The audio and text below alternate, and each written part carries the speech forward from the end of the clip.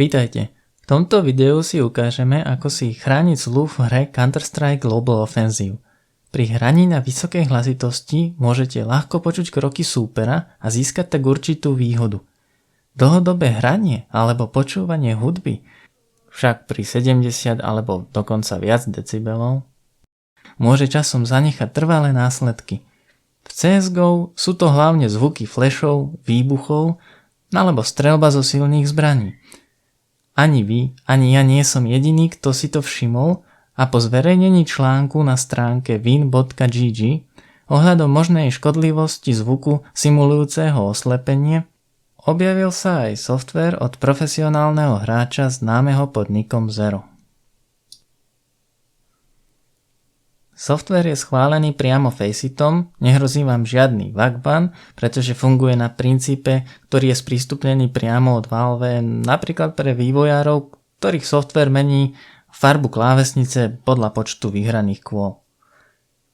Z odkazu, ktorý som vám dal do popisu pod video, sa dostanete na GitHub, odkiaľ si stiahnete RAR súbor a rozbálite ho.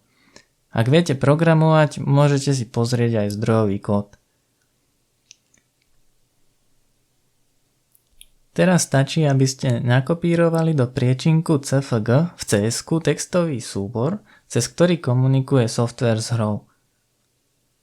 Takže si nájdete cestu, túto, a nakopírujete sem tento súbor. Ja už tam súbor mám, takže dávam skip a vykopírovanie samozrejme potvrdíte.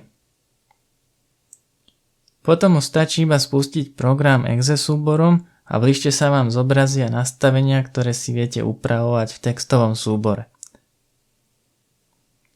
Jednotka je 100% hlasitosti, 0 je úplné odfiltrovanie daného zvuku.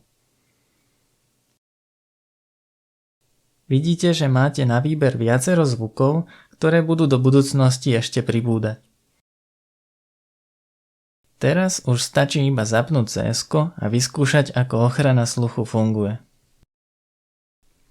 Ďakujem za zhliadnutie tohto videa a ak vám pomohlo alebo sa vám páčilo, nezabudnite sa prihlásiť na odber noviniek.